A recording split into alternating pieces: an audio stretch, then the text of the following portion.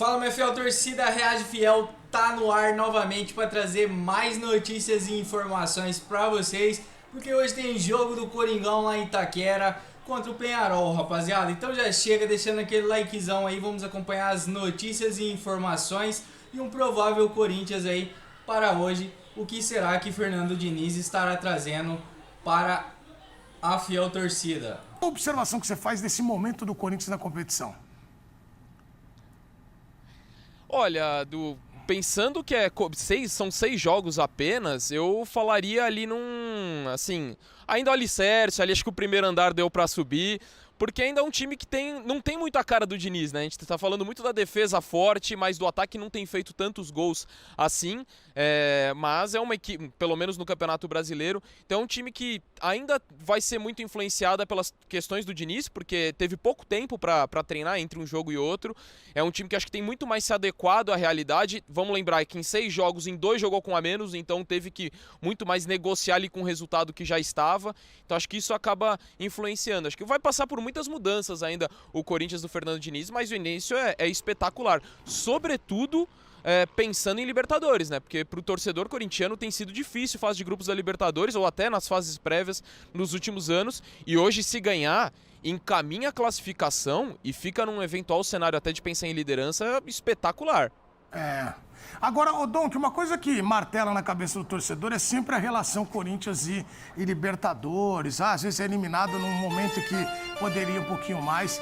É uma dúvida que fica martelando, mas você acha que esse time já passa confiança na questão até do aspecto psicológico, da maturidade de Corinthians em competições internacionais?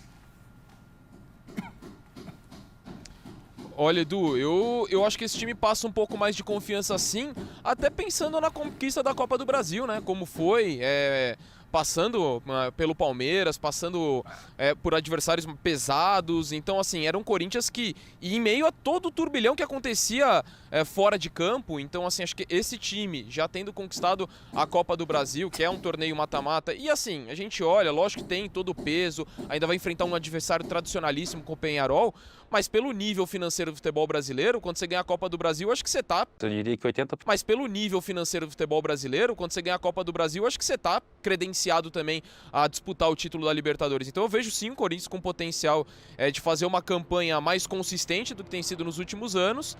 Lógico, a concorrência é pesada, não é o principal favorito, mas tem que ser encarado como um candidato. E hoje, apesar da história do Penharol ser muito maior do que a do Corinthians na Libertadores, dá pra falar que o Corinthians é bem favorito, que o momento do Penharol é bem puxado, viu? Até o Aguirre Lafeira, tão idolatrado, tá sendo bem questionado porque o time não tá num bom momento, não.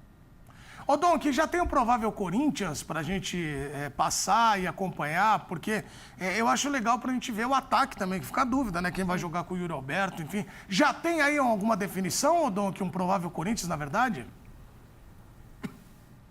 Acho que tem 2 dúvidas, uma menor, eu diria, assim, do time que tem sido titular com o Fernando Diniz, né? A questão do André, depois da segunda expulsão dele, e até conhecendo o Diniz, assim, a forma como ele abraça, sobretudo, os jovens jogadores, assim, tem esse lado também humano dele. Eu acho que ele não vai tirar o André depois por causa dessa segunda expulsão, ainda mais que é um jogador que tem tecnicamente entregado, então acho que ali ele deve manter a posição. E a grande dúvida em relação ao time titular é no caso da ponta esquerda, né? Porque o Kaique vinha sendo indiscutível no Corinthians, tinha ido muito bem, até lamentar mais uma vez, né, a lesão séria que sofreu. O Vitinho jogou no último jogo, e eu até acredito, e além de acreditar, eu também iria com ele, porque acho que você mantém um pouco o perfil do time de ter um ponta, ainda que ele não seja tão veloz quanto o Kaique, mas é um ponta com mais essa característica, né? Você teria a opção de jogar com o Lingard, por exemplo, que aí seria um jogador um pouco mais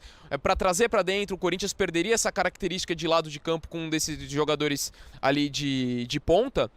Então, para manter a estrutura do que tem acontecido, eu imagino que ele vá com o Vitinho. Se for com o Lingard, eu acho interessante, até pensando no encaixe do Memphis Depay quando ele voltar. Porque a bola que o Garro tá jogando, ali a estrutura do meio de campo, vai ser um desafio você não tirar esse ponta para colocar o Memphis Depay, porque quando ele voltar ele vai jogar, obviamente. Então o Lingard talvez fosse um jogador mais parecido pensando no retorno do Memphis, mas pensando nesse encaixe do Corinthians, eu acredito que ele vá e eu também iria com o Vitinho. Muito bem, Doc. Olha, você está nesta cobertura maravilhosa. Eu vou ler a escala aqui. Vamos ver se a gente vai ter até uma trilha sonora aí. Mas ó, hoje vamos ter o Rogério Voga narrando a partida. Opa. Comentários do Fábio Santos. Doc, quanto vai ser o jogo, hein, meu, pra te liberar? Você quer um palpite? Vamos pensar aqui. Será que sai o primeiro gol sofrido do Fernando Diniz? Acho que não, hein? Vou falar 2-0 pro Corinthians. Muito bem. Pra mim, eu também acho que eu vou torcer. Eu quero que o Corinthians Sai, ganhe por zica! 2-0. Que isso, vocês são loucos. E aí, Bubu, Paco? Doc, obrigado, viu, meu irmão? Bom trabalho pra você.